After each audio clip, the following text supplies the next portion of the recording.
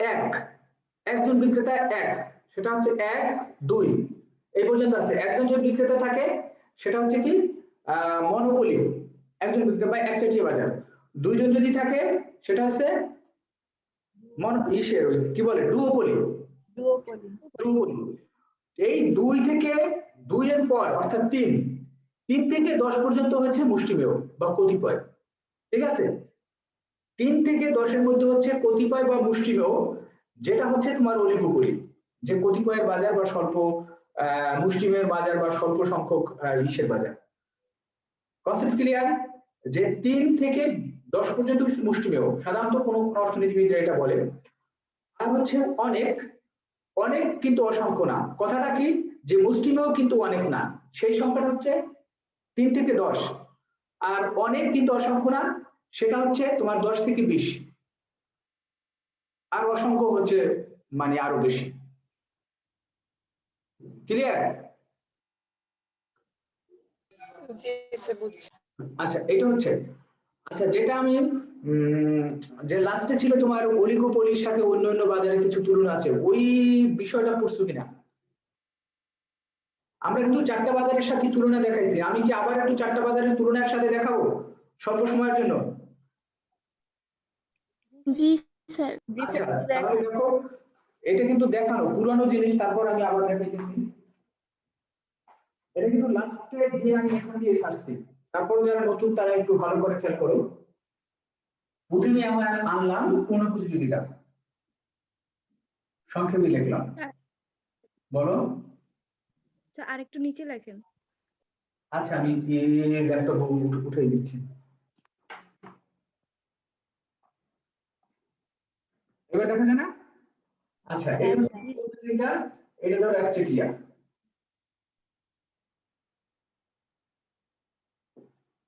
এটা ধরো, তারপরে সে অলিগোপলি,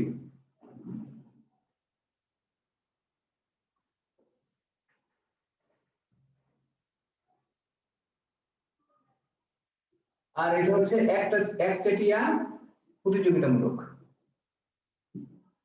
ভালো করে খেয়াল করো, আমরা নিচে পড়বো যতদূর পর্যন্ত আমরা পড়তে পারি পার্থক্যটা। আচ্ছা প্রথমে আমি যদি বলি বিক্রেতার সংখ্যা, তোমরাই বলো, আমি কিছু বলবো না। আচ্ছা বিক্রেতার সংখ্যা পূর্ণ প্রতিযোগিতামূলক বাজারে কেমন? স্যার অসংখ্য। অসংখ্য। অসংখ্য। আচ্ছা একচেটিয়ায় কয়জন?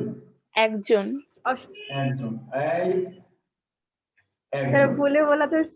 হ্যাঁ মানে অলিগোপলিতে কয়জন? অলিগোপলি মুষ্টিমেয় 2 থেকে 10 জন। দুই না, মুষ্টিমেয়। স্যার 3 থেকে 10 জন। হ্যাঁ মুষ্টিমেয়, এটাকে সাধারণত বলা হয় যে 3 থেকে 10। এটা কিন্তু সব বইতে নাই, আমি একটা পাইছি বা এই 3 থেকে 10। আর এখানে কি, এটা কি অনেক।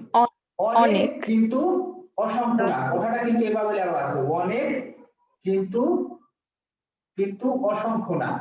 ঠিক আছে, অসংখ্য নয়, এটাকেও এরকম লেখে যে মুষ্টিমেয় কিন্তু অনেক না, বা কতিপয় কিন্তু অনেক না। এই সংখ্যাটাকে আমরা বলতে পারি এটা হচ্ছে তোমার 10 থেকে 20। ঠিক আছে, এই আপাতত এই পর্যন্ত। এইটা গেল কিসের?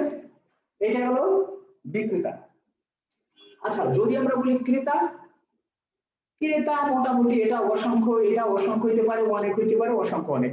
ক্রেতা নিয়ে তাহলে আমাদের খুব একটা পার্থক্য নেই, ক্রেতা হচ্ছে অসংখ্য অনেক এরকমই বা অসংখ্য বলা যায়, ক্রেতা নিয়ে কোনোই নেই। আচ্ছা প্রথমে এখন আরো আসল যে আর কি আছে। আচ্ছা দ্রব্যের প্রকৃতি একটা গুরুত্বপূর্ণ বিষয়। দ্রব্যের প্রকৃতি এখন, এখন বলো দ্রব্য, এইখানে কোন ধরনের দ্রব্য? সমজাতীয়। ঝাপসা ঝাপসা লাগছে। চোখ বুঝে থাকো কিছুক্ষণ। সমজাতীয়, হ্যাঁ সমজাতীয়। তারপর কি সবার জন্য কি ঝাপসা ঝাপসা লাগে? না স্যার। ওই না স্যার। ক্যামেরাটা একটু বলছেন তো। ক্যামেরাটা মুছবো। আচ্ছা আমিও না বুঝতেছি না, ঝাপসা ঝাপসা লাগতেছে। সবাই চোখ বন্ধ করে থাকো, স্যার চোখ বন্ধ করে থাকতে বলছে।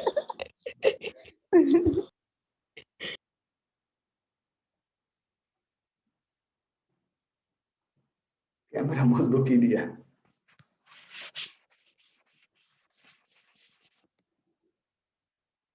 কারাগ্য হয়েছে? স্যার এখন ক্লিয়ার আসতেছে। আরোগ্য হয়েছে?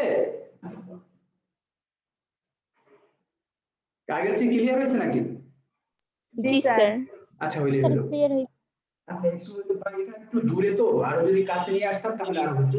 আচ্ছা আমি তো বলতেছি, যা লিখতেছি বলতেছি। তাহলে বলবো কেমন? বহুপদীয় বাজারে সমজাতীয়, একজাতীয় বাজারে কেমন? বিকল্প নেই। বিকল্প নেই। সরাসরি আমি বললাম যে এটার কোনো বিকল্প নেই, বিকল্প নেই। আচ্ছা এই দৈর্ঘ্য কেমন অলিগোপলিতে? সমজাতীয় কিন্তু পৃথকীকৃত। সমজাতীয় কিন্তু পৃথকীকৃত। অসমজাতীয়। এটা হচ্ছে সমজাতীয় অথবা মানে পৃথকীকৃত, দুইটা হতে পারে। খেয়াল করো, এটা ভুল বলছো। এটা সমজাতীয় হতে পারে, সমজাতীয়, খেয়াল করো আমি ভুল বলি কিনা, সমজাতীয় অথবা অথবা পৃথকীকৃত, ঠিক আছে? আর একজাতীয় হচ্ছে সমজাতীয় কিন্তু পৃথকীকৃত, সমজাতীয় কিন্তু পাল্টানো যায়।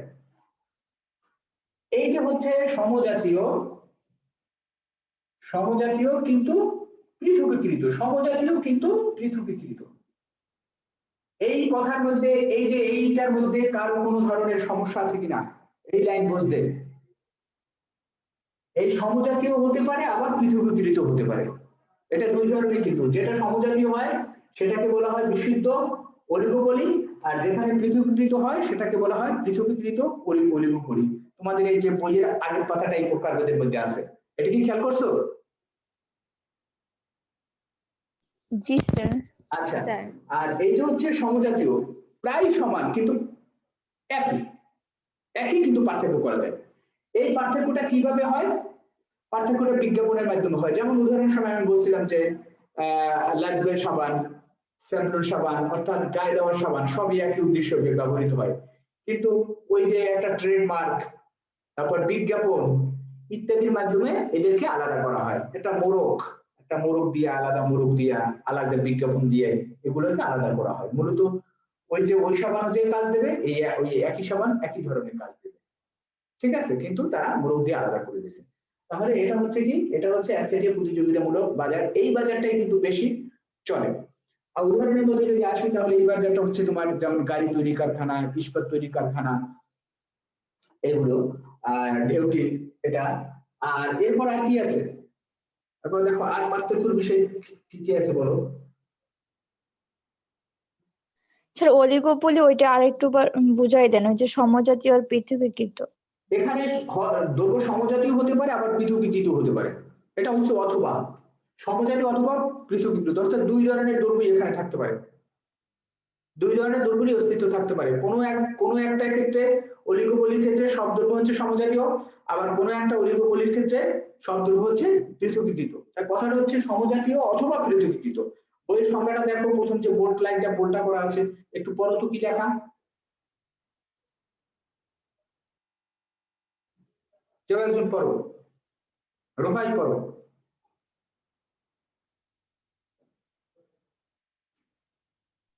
স্যার কোনটা? এই অলিগোপলির সংজ্ঞাটা পড়ো। যে বাজারে মুষ্টিমেয় কয়েকজন বিক্রেতা সমজাতীয় অথবা এই যে পৃথকীকৃত অথবা, দ্রব্য একদম অথবা আছে না, সমজাতীয় অথবা পৃথকীকৃত হ্যাঁ। দ্রব্য নিয়ে উৎপাদন করে, সেটা গেল। আর যদি আমরা বলি যে এরপর কি দাম, দাম নির্ধারণের ক্ষেত্রে একটু দেখি এখানে একটু পার্থক্য আছে, দাম নির্ধারণ। আচ্ছা এই ক্ষেত্রে দাম নির্ধারণ কিভাবে হয়? স্যার স্থির দাম। দাম স্থির থাকে, বা এটা আচ্ছা দাম দাম নির্ধারণ হয় কিভাবে? এটা দাম নির্ধারণ হয় যে স্বয়ংক্রিয় মূল্য ব্যবস্থায়, ঠিক আছে, অর্থাৎ চাহিদা যোগানের সমতা দ্বারা স্বয়ংক্রিয় মূল্য চাহিদা ব্যবস্থা, যোগানের সমতা ধারা। সমতা দ্বারা। এখানে দাম কিভাবে নির্ধারিত হয়? এখানে অনেকটা কি বলো, অথবা দাম নির্ধারণে যদি আমি বলি যে ক্রেতা বিক্রেতার ভূমিকা, এখানে ক্রেতা বিক্রেতার ভূমিকা সমান, অর্থাৎ চাহিদা যোগানের সমতা দ্বারা নির্ধারিত হয়। এখানে অনেক দিক দিয়ে পার্থক্য করা যায়। এখানে কিন্তু দাম নির্ধারণের ক্ষেত্রে বিক্রেতার সবই ভূমিকা, ক্রেতার কোনো ভূমিকা নেই, আছে? একচেটিয়া না স্যার। একচেটিয়া নাই। এটা হচ্ছে ধর আমি এটা বলতেই পারি যে কিছুটা বিক্রেতা কর্তৃক নির্ধারিত হয়। আপাতত এটাই জানো বিক্রেতা কর্তৃক নির্ধারিত হয়। আর অলিগোপলি বাজারের দাম হচ্ছে দুই উপায়ে নির্ধারিত হয়। একটা হচ্ছে এইখানে দেখো, একটা হচ্ছে দেখো এই যে এই কথাটা গুরুত্বপূর্ণ, স্বাধীন দাম নীতি, অথবা অথবা আছে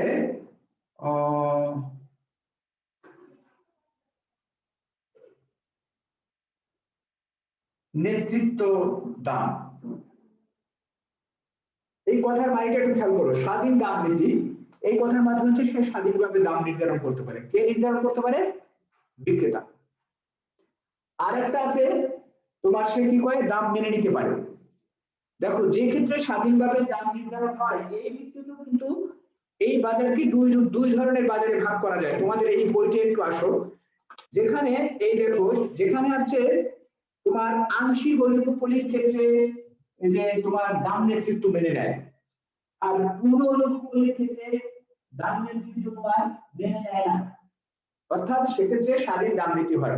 বিষয়টা আমি আর একটু ব্যাখ্যা করি। স্বাধীন দাম নীতি অর্থাৎ এই যে বিক্রেতা বা বিক্রিত ফার্ম গুলো যে কয়টা আছে মুষ্টিমেয় ফার্ম, এরা যদি প্রত্যেকে যদি আলাদা আলাদা করে দাম নির্ধারণ করে, অর্থাৎ তার দ্রব্যের যোগান অনুসারে সে দাম নির্ধারণ করবে, এটা করতেই পারে, সেক্ষেত্রে সে স্বাধীন আছে। এভাবেও একটা উপায় নির্ধারিত হয়। আর একটা উপায় হচ্ছে দাম নেতৃত্ব মানে কোনো একটা ফার্মের নেতৃত্ব সে মেনে নেবে। যেমন সাধারণত এই ক্ষেত্রে আমার কি সে চার্জ যায় না না, আচ্ছা এক্ষেত্রে হচ্ছে কি, যেমন কোনো একটা ফার্ম যদি মনে করো সে অল্প খরচে উৎপাদন কাজ করতে পারে, তাহলে সে যদি অল্প খরচে উৎপাদন করে তাহলে সে দামও কম রাখবে। অন্যান্য ফার্ম গুলো সে যে দাম রাখে সেই দামগুলো অনুসরণ করে, এটা হচ্ছে দাম নেতৃত্ব। অর্থাৎ একটা গুরুত্বপূর্ণ ফার্ম অর্থাৎ নেতা একটা ফার্ম সে দাম নির্ধারণ করে দেবে, ওই দামগুলো মেনে নেবে, এটা হচ্ছে দাম নেতৃত্ব। আর হচ্ছে স্বাধীন দাম নীতি, অর্থাৎ প্রত্যেকটা অলিগোপলির ক্ষেত্রে প্রত্যেকটা ফার্ম আলাদা আলাদা দাম নির্ধারণ করতে পারবে। বিষয়টা ক্লিয়ার কিনা? দুইটা উপায়। জি স্যার। প্রকারভেদের মধ্যে এটা আছে, যারা যে ক্ষেত্রে স্বাধীনভাবে দাম নির্ধারিত হয় সেটাকে বলা হয় পূর্ণ অলিগোপলি, আর যেটা দাম নেতৃত্ব মেনে নেয় সেটাকে বলা হয় অপূর্ণ অলিগোপলি। আচ্ছা এই ক্ষেত্রে তাহলে কিভাবে দাম নির্ধারিত হবে? এই ক্ষেত্রে স্বাধীন দাম নীতি, ঠিক আছে, স্বাধীন দাম নীতি অর্থাৎ প্রত্যেকটা ফার্ম আলাদা আলাদা সে দাম নির্ধারণ করে, কিন্তু দামের খুব একটা পার্থক্য করতে পারে না। কেন করতে পারে না? যেমন একটা চেয়ে কিন্তু করতে পারে, একজনের কাছ থেকে আরেক দাম, আরেকজনের কাছে আরেক দাম নিতে পারে, কিন্তু এরা খুব একটা পার্থক্য করতে পারে না। কারণ কি? এর প্রতিদ্বন্দ্বী ফার্ম আছে। আমার পণ্যের দাম যদি, অর্থাৎ কেউ যদি লাক্স সাবানের দাম অস্বাভাবিক রকম বৃদ্ধি করে তাহলে সে লাক্স সাবান কিনবে না, সে কি করবে? কেয়া সাবান কিনবে। স্যাভলন সাবানের দাম যদি কেউ যদি অস্বাভাবিক বৃদ্ধি করে সে ধরো ডেটল সাবান কিনবে। আবার সাপোজ মনে করো সে লাইফবয় কিনবে, ঠিক আছে? তাহলে সে এক্ষেত্রে স্বাধীন দাম নীতি আছে, কিন্তু খুব একটা প্রয়োগ করতে পারে না। প্রয়োগ করে কখন? অন্য ফার্মের দাম টাম এইগুলো সবকিছু বিবেচনা করে এটাকে প্রয়োগ করে। কিন্তু এখানে স্বাধীন দাম নীতি অর্থাৎ একটা ফার্ম ইচ্ছে করলে তোমার স্বাধীনভাবে সে দাম নির্ধারণ করতে পারে।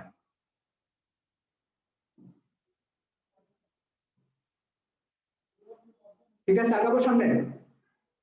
এটা ভালো করে খেয়াল রাখবে এখানে এই বিষয়গুলো। আচ্ছা আর কি আছে? আচ্ছা এরপর ধরো চাহিদা রেখার ধরন।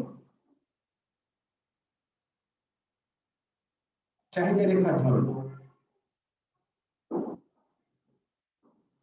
বেশি না, যে কয়টা আছে সেগুলো গুরুত্বপূর্ণ জিনিসগুলো নিয়ে আলোচনা করি। এই ক্ষেত্রে বলো চাহিদা রেখার ধরন কেমন হয়? ভূমি অক্ষের সমান্তরাল। গুড, ভূমি অক্ষের সমান্তরাল। এক্ষেত্রে চাহিদা রেখা কেমন হয়? স্যার নিম্নগামী। নিম্নগামী হয়। এই ক্ষেত্রে চাহিদা রেখা কেমন হয়?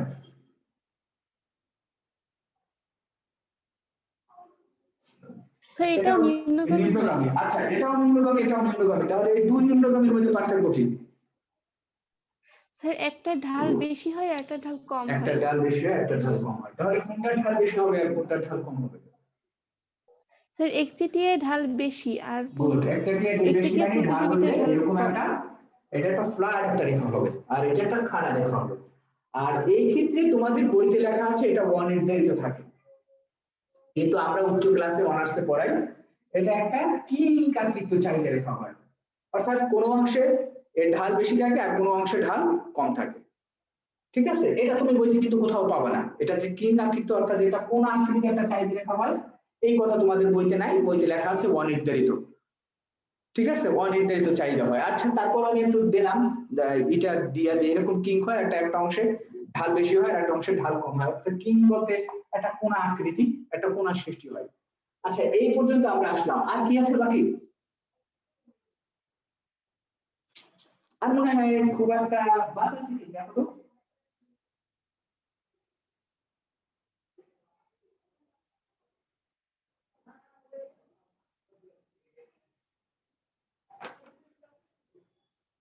আচ্ছা, আপাতত এই এই কটাই হচ্ছে বেশি প্রমিনেন্ট। এখান থেকে তুমি দেখো, এখান থেকে বহু ধরনের এমসিকিউ প্রশ্ন আসতে পারে, এই বাজার থেকে বহু ধরনের এমসিকিউ প্রশ্ন তোমার আসতে পারে। যেমন বলা হলো যে স্বাধীন দাম নীতি অনুসরণ করে অলিগোপলি, একচাটিয়া বাজার আর পূর্ণ প্রতিযোগিতা, তাহলে এটা বহুপদী ধ্রুপদী একটা প্রশ্ন, তাহলে অ্যান্সার কি হবে? স্বাধীন দাম নীতির লক্ষ্য পরিলক্ষিত হয় কোনটায়, যে এটা হচ্ছে পূর্ণ প্রতিযোগিতা বাজারে, অলিগোপলি বাজারে আর হচ্ছে একচাটিয়া বাজারে, তাহলে অ্যান্সার কি হবে? স্যার একচেটিয়া প্রতিযোগিতামূলক একচেটিয়া বাজার। প্রতিযোগিতামূলক আর অলিগোপলি। অলিগোপলি দুইটা, অর্থাৎ অলিগোপলি জয় বাজার। যদি হয়, অর্থাৎ এটাকে যদি বলা হয় ওটা কি ধ্রুপদী বহুপদী প্রশ্ন, অর্থাৎ ক খ গ ঘ এরকম যদি থাকে। তারপরে এর মধ্যে দেখা যায় যে সমজাতীয় এবং পৃথকীকৃত দ্রব্য হচ্ছে কোন বাজারের বৈশিষ্ট্য? সমজাতীয় কিন্তু পৃথকীকৃত কোন স্যার বাজারের বৈশিষ্ট্য? একচেটিয়া প্রতিযোগিতা একচেটিয়া প্রতিযোগিতামূলক। সমজাতীয় উভয়, সমজাতীয় এবং পৃথকীকৃত উভয় কোন বাজারের বৈশিষ্ট্য? Sir oligopoly. অলিগোপলি। মানে আমি সবখানি প্রশ্ন তোমাকে বানাই দিতে পারি এখান থেকে। স্বয়ংক্রিয় মূল্য ব্যবস্থায় কোনটা নির্ধারিত হয়? একদম কঠিন, সহজ, বড় সংখ্যা দিয়া, ই দিয়া, এই চাহিদা রেখা দিয়া, এটা দিয়া, তারপরে এখানে কিন্তু বহু ধরনের প্রশ্ন হয়, সুতরাং এই কনসেপ্ট গুলো তোমাকে একদম ক্লিয়ার রাখতে হবে। ঠিক আছে, কনসেপ্টটা ক্লিয়ার রাখতে হবে। আমি চারটাই কিন্তু একসাথে নিয়ে আসছি, তোমাদের সুবিধার জন্য, এবং যতটুকু পারা যায় আমি এটা ভাগ করে দেখাইছি। আচ্ছা, এখন তোমাদের বইতে যেটা আছে সেটা দেখো, বিশেষ করে বোল্ড করে আছে, সেটা আছে এই পূর্ণ প্রতিযোগিতা, একচাটিয়া আর একচাটিয়া প্রতিযোগিতা বাজার। আর একটা জিনিস খেয়াল রাখো, এই একচাটিয়ার সাথে কিন্তু একচাটিয়া প্রতিযোগিতার বাজারের বৈশিষ্ট্য কিন্তু অনেক বেশি। মিল কেমন কেমন, এই যে এটা নিম্নগামী হয়, এটা নিম্নগামী হয়, তারপরে এরপর আরো কিছু আমরা আছে যেটা সামনে যখন আমরা উদাহরণটা করবো তখন আমরা এটা নিয়ে কথা বলবো। এখন যদি আমরা আসি একটু দেখি, সব কিছু আমরা এখানে বুঝবো না, তারপরও সামনের পেজে আমরা এখন দেখো তোমাদের বইতে আমরা এই তিনটা নিয়ে তোমাদের পরেই যেটা আছে এটা হচ্ছে কি পূর্ণ প্রতিযোগিতায় একচাটিয়া এবং একচাটিয়া প্রতিযোগিতায় মূলক যে বৈশিষ্ট্যগুলো আছে সেই বৈশিষ্ট্যগুলো নিয়ে বা পাঠ্যক্রমের বা যদিও আমার মনে হয় না যে খুব একটা আলোচনার দরকার আছে, এটাকে ধরো বাদ দিয়ে দিলাম। রেকর্ডটা তো তাহলে থেকেই গেল, রেকর্ডটা একদম থেকেই গেল। আচ্ছা, ওইটা শেষে রাখলে ভালো হইতো, অসুবিধা নাই। আচ্ছা, এরপরে তুমি দেখো সেই উদাহরণ করলে সেইটা, অর্থাৎ 186 পৃষ্ঠার পার্ট 8, এইটা একটু পড়ো, কোনটা কে কি বোঝে নাই এটা আমাকে জানাবার। তোমাদেরকে আমি 5 মিনিট সময় দিলাম পড়ার জন্য, সবাই 5 মিনিট কারো বেশি দিলাম, একদম লিখে রাখবা যে এইটা বুঝি না, এইটা বুঝি না, এইটা বুঝি না। আমি কিন্তু প্রথমে এসে এই রিচি আর এর জিজ্ঞেস করবো, কিন্তু আগেই বলে দিই। ওর বান্ধবী কে জানে? স্যার কি পড়তে দিছেন আমি শুনি নাই। আনিকা, ওদের জিজ্ঞেস করবো আগে। পড়তে দিছি এই যে পার্ট 9 না, এটা স্যার আপনি নামটা একটু বলেন, কি নাম?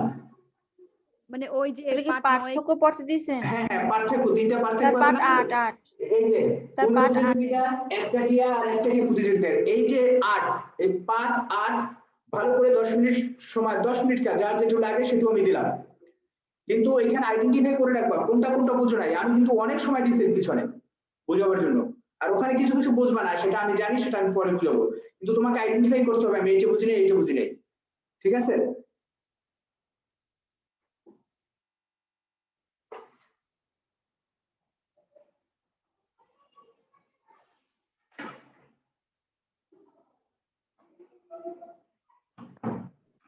এখানে রণজিৎ কুমার নাথের বইটা কার আছে?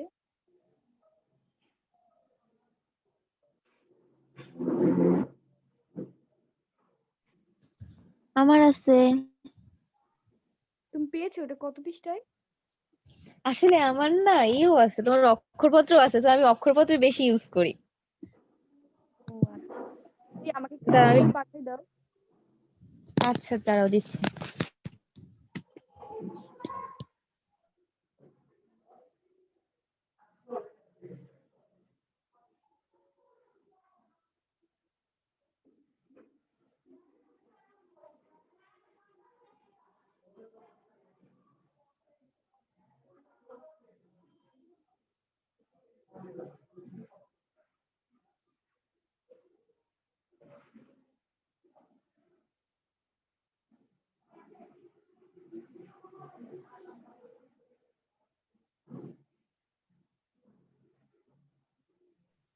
গ্রুপে দিছি, দেখো।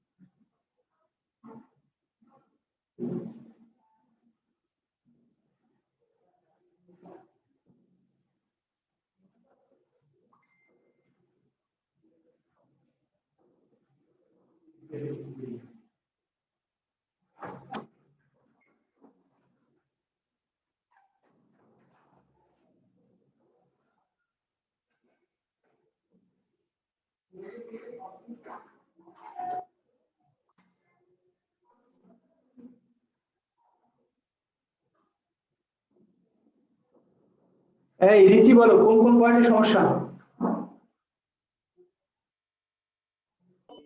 স্যার 10 নম্বর পূর্ণ প্রতিযোগিতামূলক বাজার 10 প্রত্যেকটা 10 শুধু নম্বর। শুধু প্রত্যেকটা 10। আচ্ছা একটা পাইলাম। হ্যাঁ রিচি 10, অর্ণা স্যার 6 আর 10।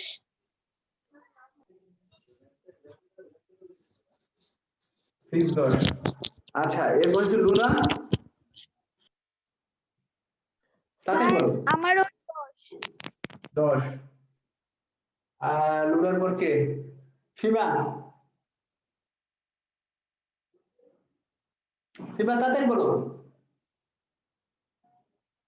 স্যার কি? স্যার আমি এইমাত্র জয়েন হয়েছি, আমাদের ওয়াইফাই ছিল না, এই রিচার্জ করে সবেমাত্র ঢুকলাম। এই তাসফিয়া তাড়াতাড়ি বলো।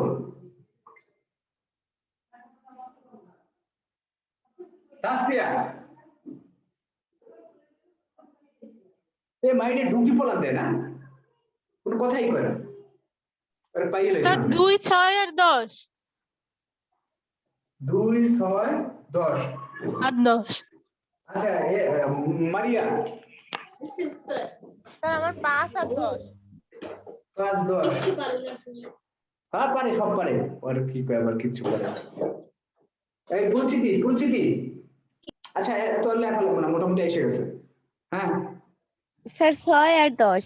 6 আর 10 মোটামুটি। আচ্ছা এর বাইরে অর্থাৎ এই 6 10 এর বাইরে কারো আছে? না জি স্যার। স্যার 8 আছে। 8 কার? আনিকা, নাদিরা? না স্যার আমার 6। জি স্যার। আচ্ছা 8 আছে এই তো। স্যার আমার আচ্ছা 6 8 10। আচ্ছা এখন আমরা একটু ধীরে ধীরে আগাই, আমি সবটাই আলোচনা করবো, সমস্যা নাই, সময় আছে যেহেতু।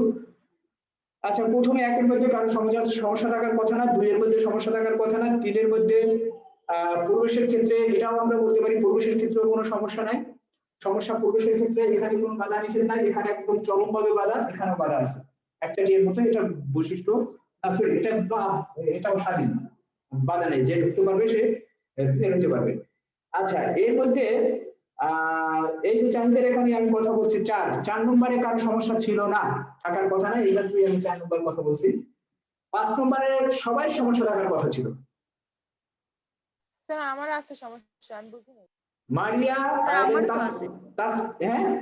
5 এ সবাই সমস্যা থাকার কথা, একদম সবাই। আচ্ছা এটাই আমি পরে কথা বলতেছি। আর 6 নম্বরেও সবাই সমস্যা থাকার কথা ছিল। 6 নম্বরে তোমরা কেন সবাই সমস্যা ছিল না? জি স্যার 6 নম্বরে বুঝি নাই। হ্যাঁ 6 নম্বরে বলো নাই, কয়জন 6 বলছো? 1 2 3 তিনজন 6 বলছো। আচ্ছা 7 নম্বরে কোনো সমস্যা থাকার কথা ছিল না, 7ও কারো নাই। 8এও মোটামুটি সমস্যা থাকার কথা না, তারপরও 8 একজন বলছো। কে বলছো? 8 বলছো না কে? আচ্ছা যে কোনো একজন 8 বলছো নাকি? আচ্ছা 8 স্যার আমি বলছি। হ্যাঁ রোহাই বলছে না? রোহা না স্যার। কে? লুনা কয় না? আচ্ছা নাদিরা। স্যার নাদিরা। নাদিরা 8 বলছে। আচ্ছা নাদিরা 8 বলছে। আসলে নাদিরা 8 এ সমস্যা থাকার কথা ছিল না, কিনলে তুমি সমস্যা বাজাইছো আল্লাহই জানে।